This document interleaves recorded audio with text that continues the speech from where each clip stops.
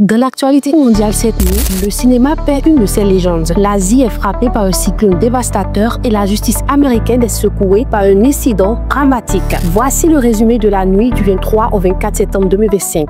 Ok, let's go.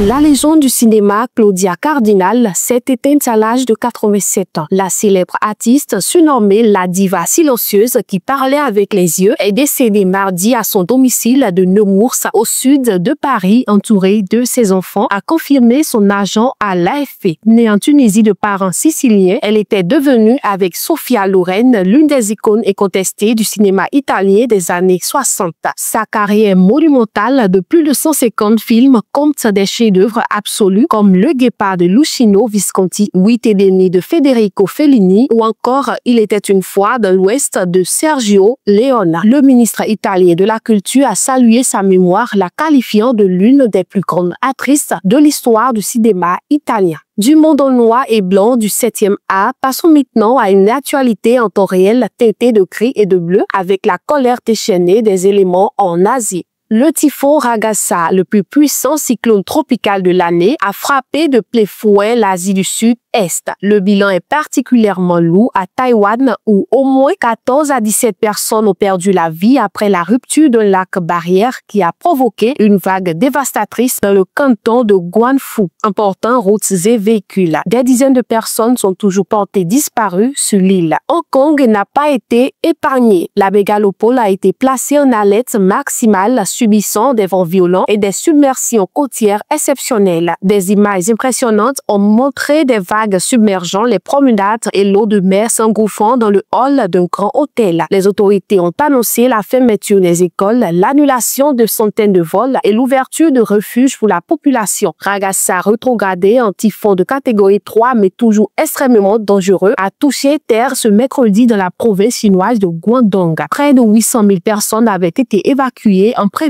de son arrivée. Quittons les intempéries en Asie pour un fait divers marquant qui s'est déroulé dans une salle d'audience aux États-Unis. Aux États-Unis, Ryan Roots, l'homme reconnu coupable d'avoir tenté d'assassiner l'ancien président Donald Trump en septembre 2024 sur son terrain de golf en Floride, a tenté de mettre fin à ses jours. Immédiatement après la lecture du verdict qui le déclarait coupable de tous les chefs d'accusation, dont celui de tentative d'assassinat de candidat à l'élection présidentielle, l'accusé de 59 ans a tenté de se perforer le cou avec un stylo. Les autorités présentes dans la salle d'audience sont immédiatement intervenues pour l'en empêcher. Sa sentence, qui pourrait aller jusqu'à la prison à vie, sera prononcée le 18 décembre prochain. Pour résumer cette nuit du 23 au 24 septembre 2025, le monde du cinéma pleure l'icône Claudia Cardinal. L'Asie du Sud-Est affronte les conséquences du violent typhon Ragasa et la justice américaine retient son souffle après la tentative de suicide de condamné. C'est sur ces 3 informations que se conclut cette synthèse. Prenez soin de vous.